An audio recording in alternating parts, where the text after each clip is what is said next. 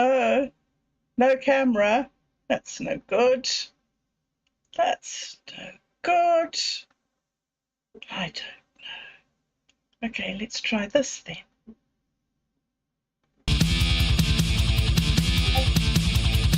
Being weird on the internet. Popped up.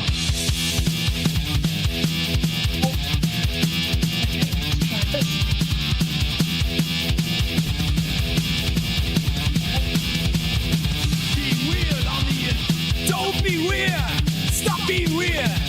Don't be weird. Don't be weird. Stop being weird. Being weird on the internet.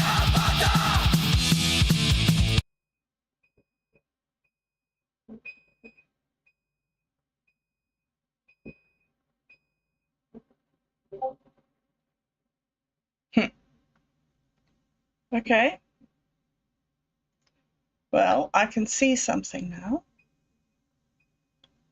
but I don't think. Stop being Ha! weird. Okay. Don't be weird. Very good. So we got the song. Excellent. We got fixing this.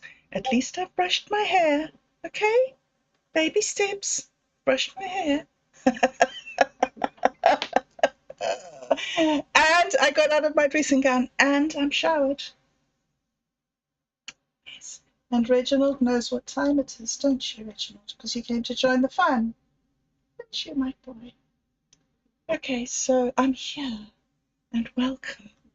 And it's nice to be here. And even though I'm here 2 minutes late, but I was thinking when I came down the stairs 20 minutes ago or so, being late is sort of being on time. If you're consistently late, then, anyway, so, right, here I am, and I've had a strange and weird and strange morning and night, and so many things, and I don't know why. Something is going clicking, clicking, clicking, and giving me messages. I hope you can't hear it, but if it's this, okay, hopefully that's turned off so we don't get click clink messages all the way through. But we may, I don't know. All right, so I just want to run through a few things because it's easier to tell how this unfolded in my morning than to try and tell the message that I got from it. So permit me to backstory. Thank you. So much is happening and I am in such transition. And yesterday, I realized that, yeah, chaos is part of the thing. Today, the narwhal is for came the spirit of death, the ancestors, life, essentially, the thread of life that continues. And I was thinking after I was talking to Satori the other day, and we were talking about death, and I think you said, Satori, that the probability, there's a high probability that there could be nothing at all after life. And thinking about that, and thinking that even though, yes, there's still this deep instinct in us that that's not so, that there is something that exists beyond this material weird miracle that we happen to be hallucinating all together in one consensual explosion of joy and excitement and life and being and stuff. Oh, crazy days. So, Neil and Joy, who has been sending me messages that he says I am hallucinating, hallucinating him into my timeline to send me messages. And he's sending me these messages, and then I'm writing to him, and then he does another message, and it's like he's answering what I said. It's not like making videos. He's actually making videos for me. Oh, well. Joining the dots and looking for the synchronicities and seeing the flow of life. And 4 came the spirit of today. 4 being the accumulation of water, energy, depth, the swelling. And came being life. Also being the most delicate and vulnerable and sensitive of the novels. And it always, whenever I open up the thing to look at the reading for the day, whenever it's came, it like hits me like, oh, that's why. That's why I feel like this. That's why this is happening. So last night,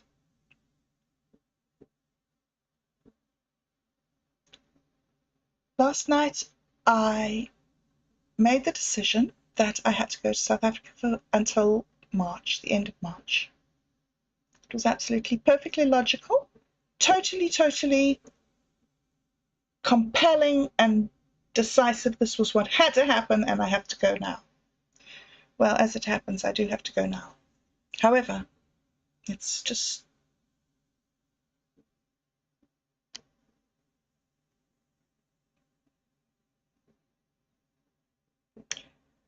I don't want to get into all of that. I'd like to stay with what I'm trying to tell you, which is that I made this decision, and I went up to Callum and I said, Callum, please can you buy me a ticket to South Africa? And he said, well, I don't have any money, but I can see what I can do and get it on the credit card. So I said, thank you.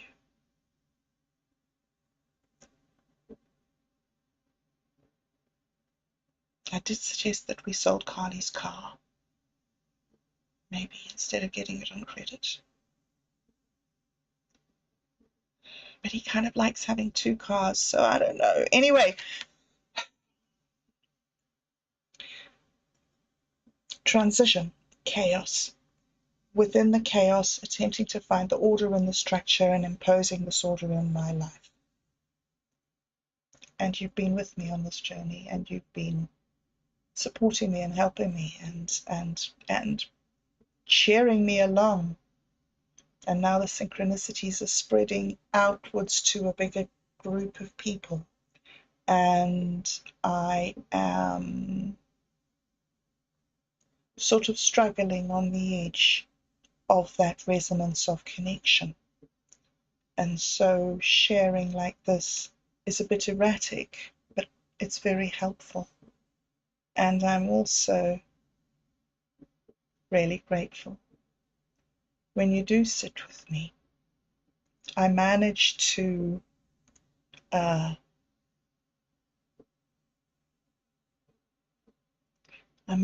find the place to make live chat come. So you've been asking me for months to do it, and so I'm doing it. Live chat. Whether or not I'll be brave enough to actually answer any questions. However, baby steps. I found the button. Right. Okay, so I'm blathering and waffling on. So when Callum was about to push the button to buy the ticket from the 22nd of November to the 22nd of March, my sister phoned from South Africa and said, what are you doing? Is this a long time? How can you cope? Blah, blah, blah, blah, blah. Do you understand what you're getting into? And I said, well, do you think I can't cope? Do you think that there's something wrong with me, that I can't do this, or that I shouldn't be doing this? And she said, no, I'm not saying that. And I'm like, yeah. And she's, no. Anyway, so I said to her, I'm not like you. You guys have jobs and responsibilities, and doing these things, doing the caring over and above what you're doing is huge. But I'm at the moment living here by myself with just Callum. He's very busy trying to establish his business and do this training, this AI, which just seems to be, goodness, almost a fool's errand. I don't know if it's a huge amount of work. Every time he takes a new set of photographs in a new light, he has to retrain the model with thousands and thousands and thousands of kiwi fruits and branches and leaves, all different shapes and sizes and angles, and oh me, oh my, oh me, oh my. All right, so it might be okay for him to be without me for a few months while he just focuses on doing that at his own speed. And I have a whole lot of projects that I am really focused on, and part of being in the Mescaline City Blues project is that you get your actual life in order. It's no good showing up, showing your face and being somebody if what you're doing yourself in your daily life isn't up to scratch. Like if your cat bowls are empty, right, Reg? If your cat bowls are empty. All right. Okay, so I was telling you about this morning, and I was telling you about it being Cain and the conversation that I had with my sisters. Kathy phoned me and said, look, what are you doing? Why are you just coming? Do you know what this entails? This is a long, long time, and confided in her feelings of confusion and guilt about the adequacy of her caregiving. And then my other sister chatted with Dad, and they said it's a long time. And then I got all weepy and said, well, if I don't do something, I'll never do anything because I'm not like other people.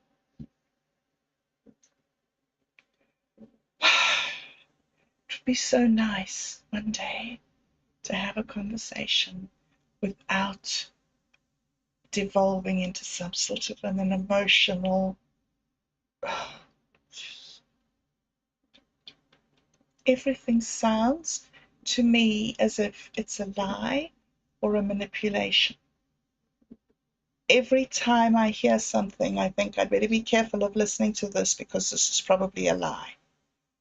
When my sister phones me, I think, what is she really trying to say? Is she trying to say that I'm so useless and such a terrible burden on the family that I shouldn't come? So this sort of deep thing of having had to survive that environment, now recognizing that I need to give that up. And yeah, transition, going to South Africa, caring for my elderly mother with Parkinson's disease. Establishing some sort of poetic, collaborative, artistic practice with a mentor. A wonderful, wonderful mentor. Learning to ground myself in my breath with another wonderful, wonderful mentor. Learning to code and look after a community and a platform in a digital environment with another extraordinary teacher and mentor. Guys, listening to this music around me that sounds like it's made for me, videos that sound like they're made for me, being aware of synchronicity and becoming and the obsidian butterfly and living inside the archetypes, inside of reality, inside the quantum mind, which I call God, but other people like to call other things, the vacuum or the universe or ruthless love or the Lord or Jesus or Son, Father God, whatever, so many words. Allah, even, some people say.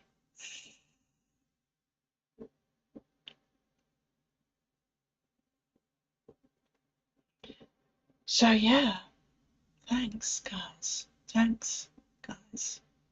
There's no amount of times that I can say thank you that it will actually be thank you enough. Okay. So then, after I had that sort of experience of connecting with Cain, RBC Songster on on Minds, we've been having a talk. So about 8 years ago, I think, 8-ish or 6 or 8 years ago, I met RBC. Or 4 years, who knows? An amount of time went past after I met you, RBC. And you were composing a song that was something about it's nearly dawn.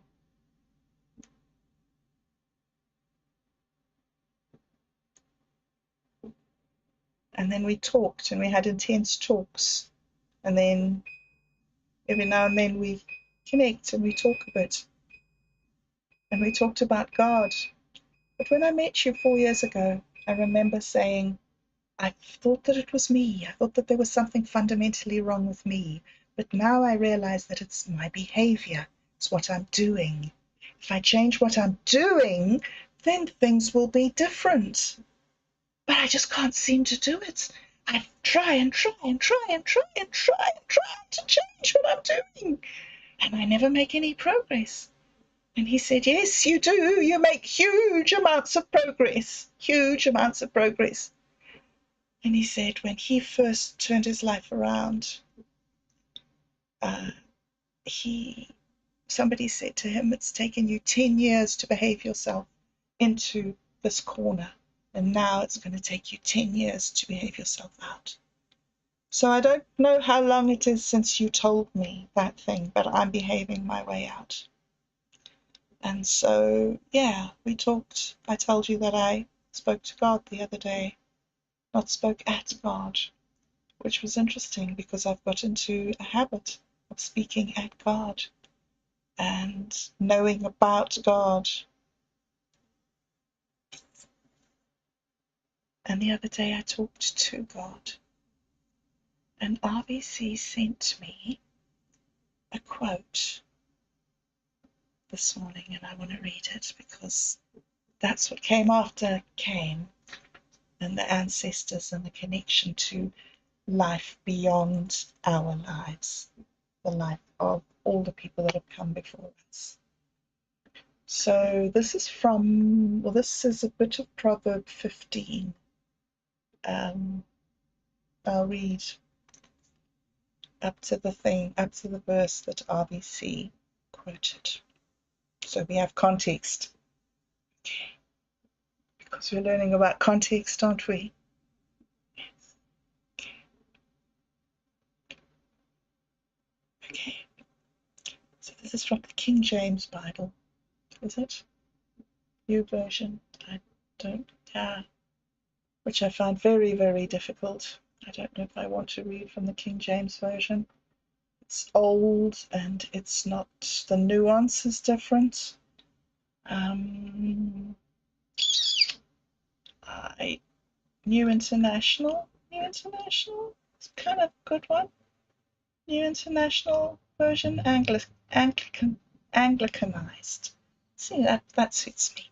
I'll do the Anglicanized version because I feel that this expresses, even though it's not poetic, sometimes, all the time for me, there is a level of study that is beyond the poetics. And the poetics are nice.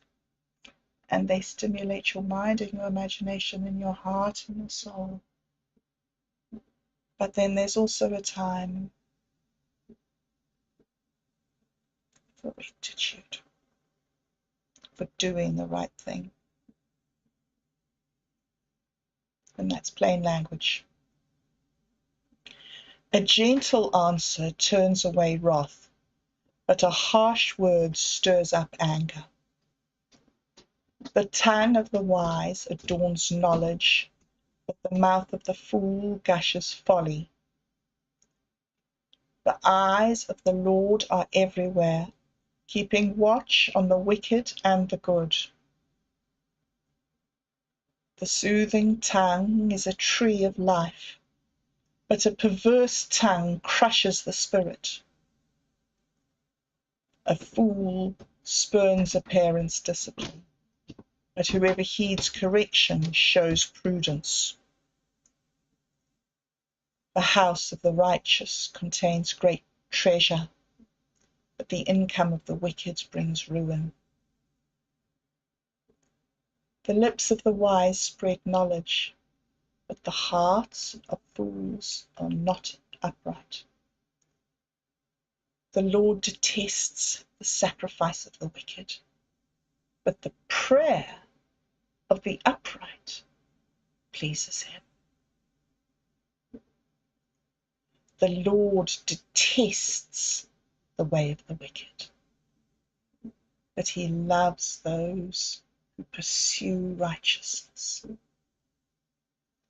Stern discipline awaits anyone who leaves the path. The one who hates correction will die. Death and destruction is open before the Lord. How much more do human hearts? Death and destruction lie open before the Lord. How much more do human hearts? Death and destruction lie open before the Lord. How much more do human hearts? That's what RBC shared with me this morning. You know,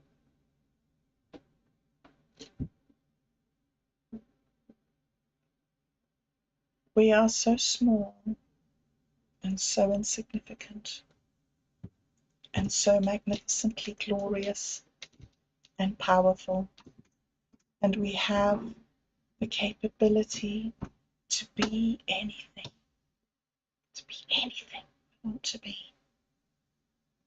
Just because we're here, just because we think it, because it is our intention to create.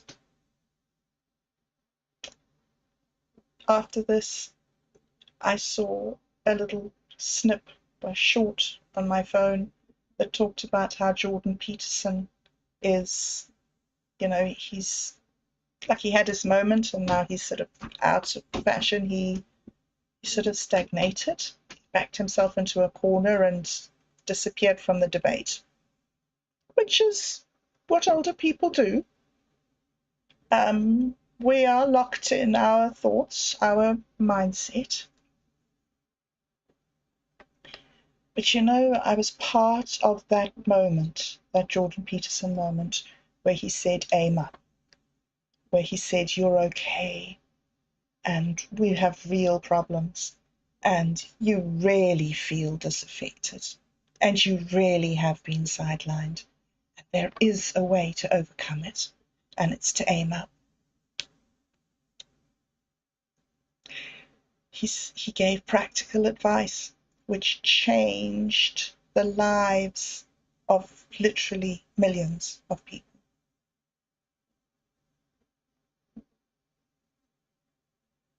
And one day he said,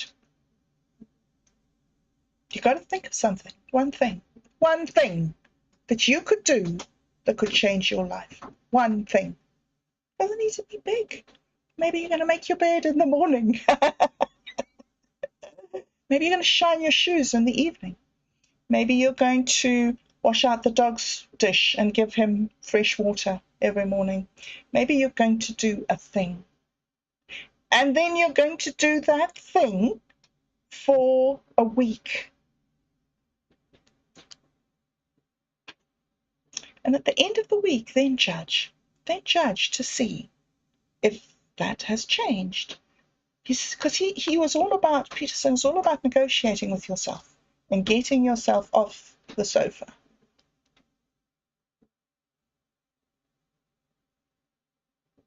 And so I thought, I can't do it, Peterson. You're talking to a different crowd of people. They can this, they can that, they can the next thing. I can't do that. And so then he said, like, I was listening to the talk and he was talking. And so he wasn't talking to me, but he was talking to me because everybody seems to be talking to me all the time. So he said, you know, you might be in a position where you can't actually cope with the thought of doing it for a week, and it might be too stressful for you. So that's okay. Maybe you could do it for a weekend, or maybe you could do it for a midweek ritual. Maybe you could, whatever. You don't need to do it for a week, but you do need to try and make an intervention. So for a few days, do the same thing. Do this thing that's going to make an actual change to what you've been doing. Because why you are where you are is because you're not making the change. So make the change. And if it's for 2 days or 3 days, be happy with yourself.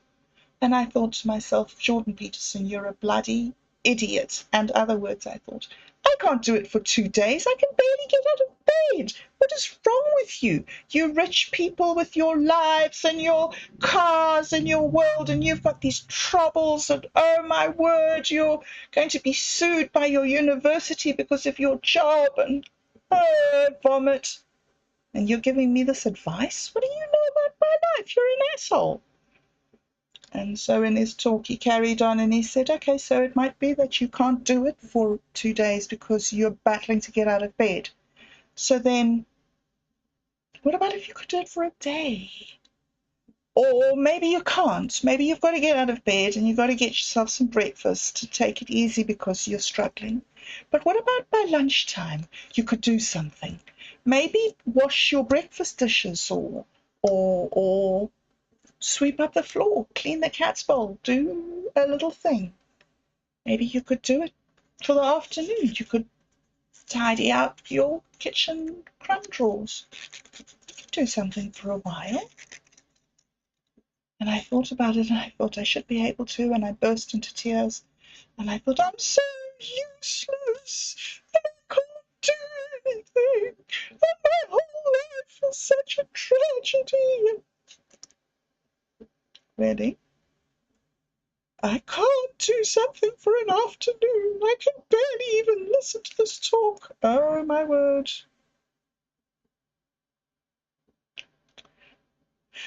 And so his talk carried on, and he said, look, there are times when you can't even do something for an afternoon or an hour. Maybe you can't do it for half an hour. Maybe you can't. He said, but I know that you could do it for 10 minutes. You could do something for 10 minutes. And I thought, could I? Could I do something to change my life for 10 minutes? Could I dare? Could I dare to put that much energy in? 10 minutes? What if it didn't work out? What if I took another risk? What if I tried again and again and again and again? What if I tried again?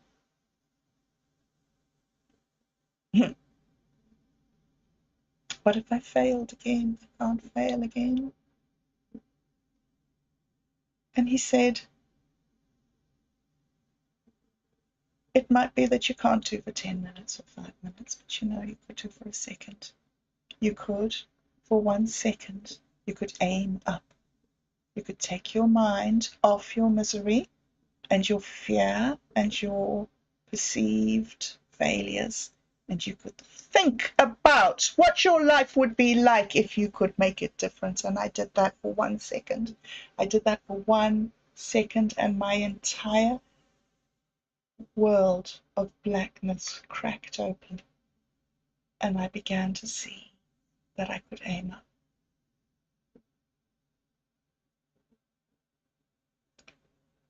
So death and destruction is open before the Lord. How much more? How much more do human hearts? We have to aim for God.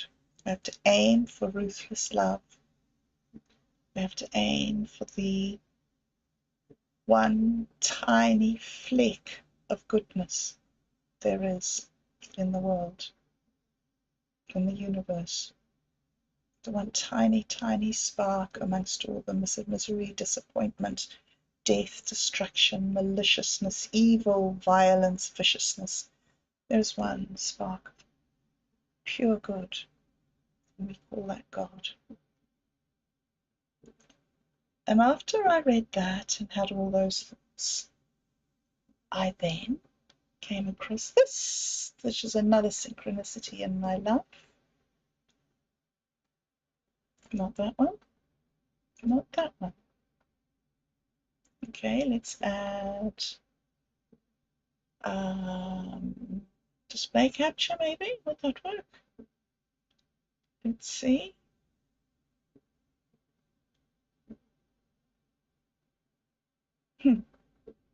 Okay, so this young man, Jesse Wells, who I absolutely adore. This is the sort of music I love. This is the sort of message I love. He has the sort of problems that men my son's age have, and I'm not sure if you're going to be able to hear it. So I'll try and put this on and see if you can. Okay, so I listened to this a little bit this morning. He sent a message, a video made specially for me, that said, show up, let your past go. You can't have a future unless you let your past go. So I listened to it, and then I tried to listen to it again, but I listened to this one, and it just, anyway, I'm going to play it.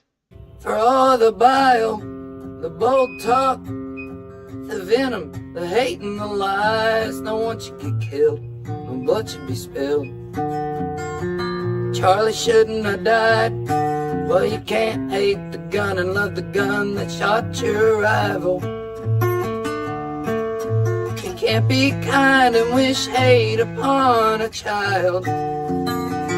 Everybody's gotta say what they're needing to say. As soon as they're needing to say it, the freedom to speak, to be a freak. The freedom to speak and to be a freak.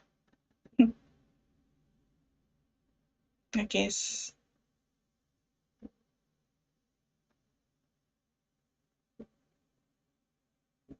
that's why I'm here, because I need that freedom to speak, because I need to tell my story. I need to tell my funny little story of this morning and how God is speaking to me directly into my heart through these wonderful, wonderful men who are around me, being wonderful. And it speaks directly to me, and it feels as if they are making videos for me. And in fact, in the case of Satori D, he is actually, literally, we are having a conversation with each other. He makes a video, I make a video, he makes a video, I make a video, and we ping off each other and we cut and remix. And I am not quite understanding what's happening. But you know, when I started working with Situl back so long ago, so long ago, sure, I got lost in a memory there and I forgot what I was saying. Completely just forgot what I was saying.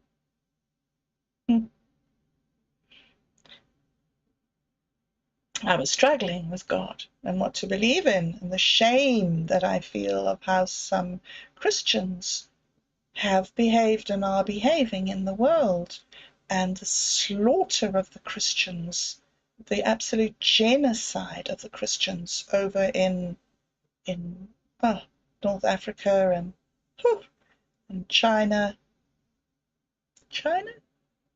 I don't know, somewhere. Anyway, horrendous stories that I find difficult to watch.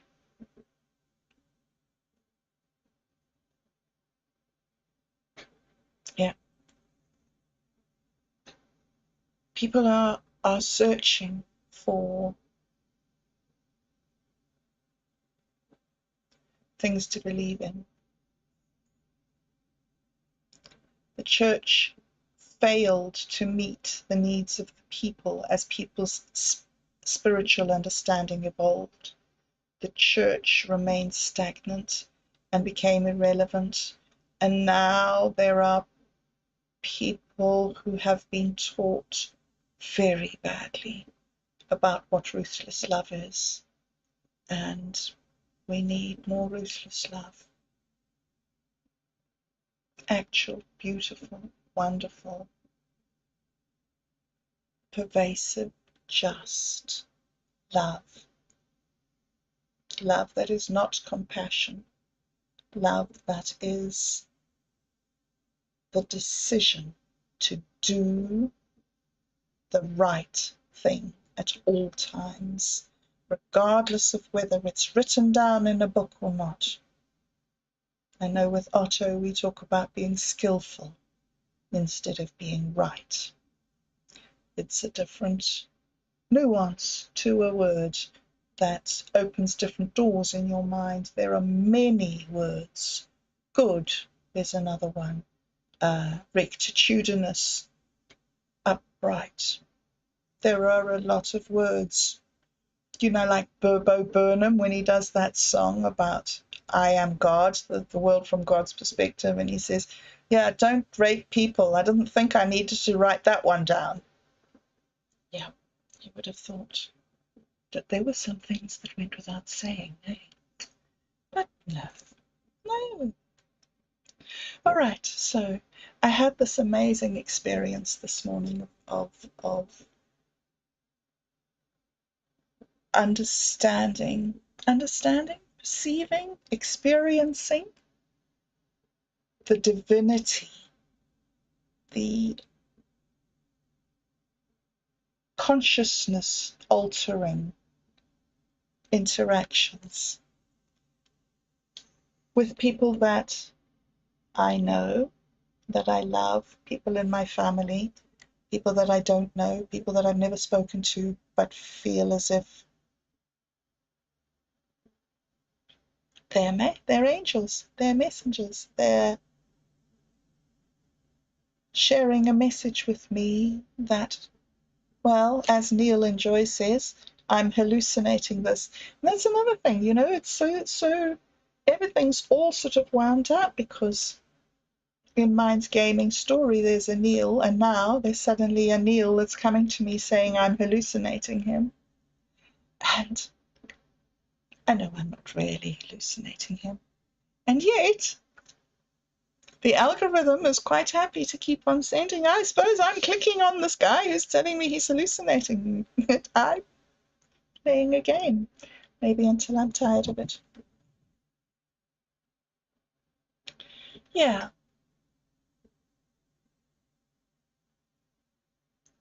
So I'm remembering that little poem, would you call it, doggerel? attributed to Spooner. The ladies and gentlemen, I come before you to stand behind you and tell you something about which I know nothing.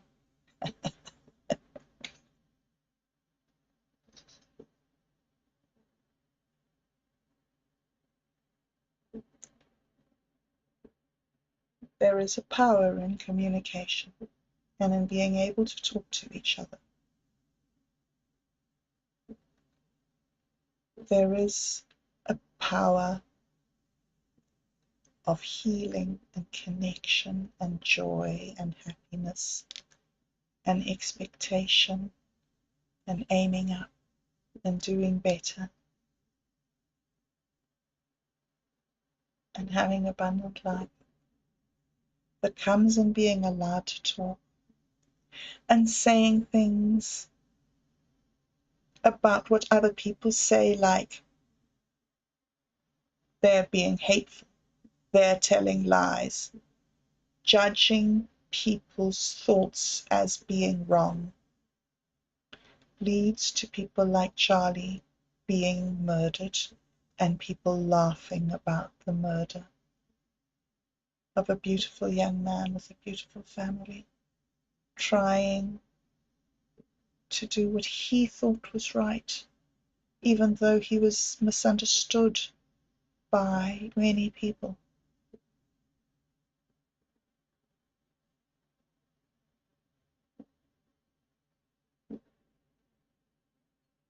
There's no point in saying things like, be kind, if you're okay with killing things, killing people, killing babies, dropping bombs on people.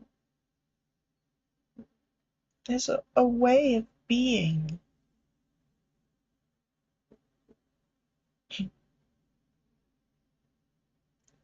And maybe we can't do it. And maybe it is idealistic. And maybe I'm a silly girl with a flower. But I don't care. I don't care. I believe that we're at a place in our development as human beings where we're ready to embrace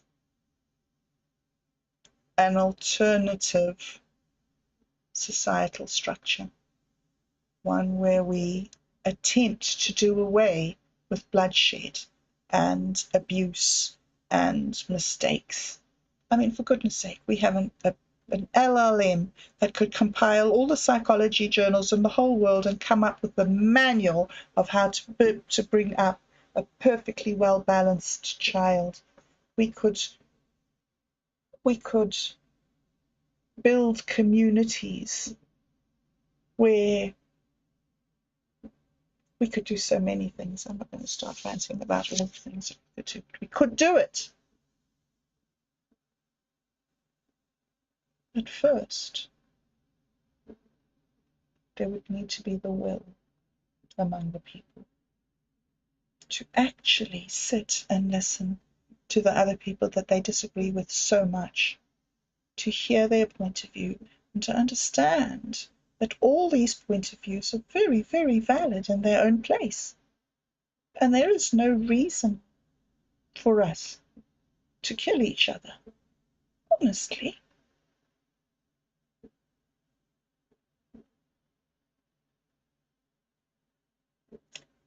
And yet we need to break through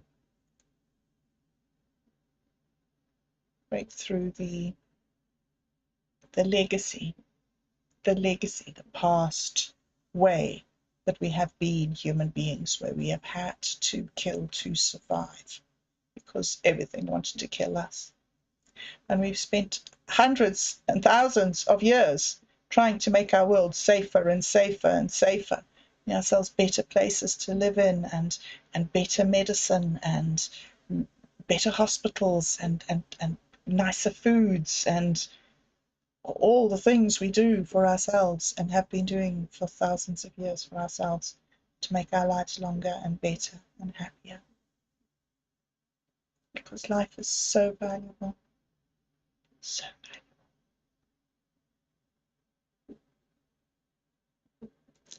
And I didn't know that really until my child died and took a part of my life away with her.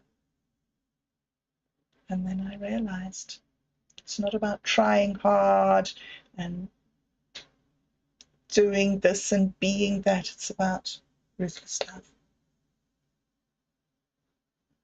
Making the decision to be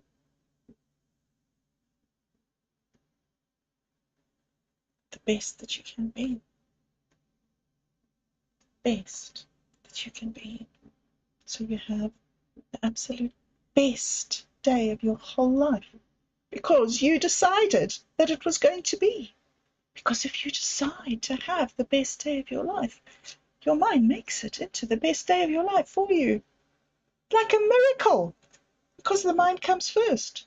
And what you intend to do becomes created as your karma. And so you can intend to have the best day of your life. And the miracle of the hallucination will bring you amazing things. There are so many things that I wanted to say, but I've talked for a long time now. And yeah, what hasn't been said isn't going to get said today. Yes, there's a message. I'm practicing messages. Practicing. Ha! Yay! I engaged with my audience, guys. All right. Okay, so I was wanting to go outside and do this outside, and I will at some stage be able to get outside. I still need to do some testing. If I go over to South Africa, there's a duck pond there in the village, so I will be able to do bobbing along in the mornings with the ducks. I will be able to be weird from South Africa to you. Anyway, I don't know. It's huge. I don't know. I am in the middle of just trying to sort this out, and not lose the ground that I have gained so far with your help. And I'm loving being able to come and talk to you. I'm loving being able to just, yeah, keep aiming up in your presence. And yeah. Okay, so I hope that you have the best day of your life, and I will be back tomorrow. I'm not sure if I'll be back tonight. The night ones are a little bit iffy at the moment, and I just pop in if I can in the evenings.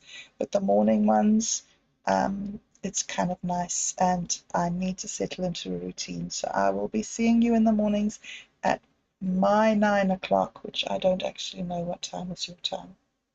And my phone isn't here, so I can't look it up, sorry. But yeah, mornings I'll do so an hour earlier than I started today, because Sundays I like to start at 10. And just catch up and keep up to date with what's happening in the community, what's happening with the projects, what's coming up with the meetings.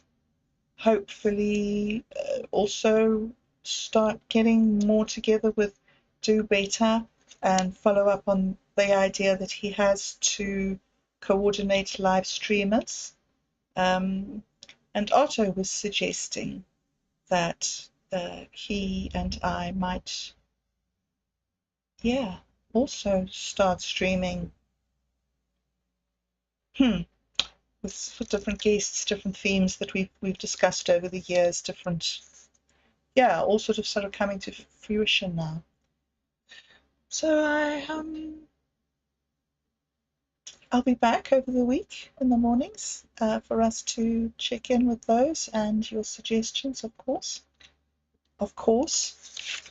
are very, very welcomed, and loving learning how to have this conversation with you, this conversation of doing things and not speaking about things, which seems to me to be a wonderfully significant step forward. Okay, guys, I think that I still have things to say, but I will have to. So if I've left out the thing that we were going to talk about today, I'm sorry, but I'll get to it. Okay, I love you. Thank you so much. Thank you for everything. All of you, every single one of you, all your gifts, your love, your pictures, Chainsaw, your pictures. Thank you so much for sharing your girlfriend's pictures. They are just a special thing at the moment for me. Yeah, haven't been able to say anything about it yet because it's still a little bit close and beautiful for me, but thank you. I'm loving them, and I'm loving that she's talking to me beyond this place. Yeah, okay. All right. Bless you guys. Have a wonderful, wonderful day and a lovely week. And I will see you in the chat.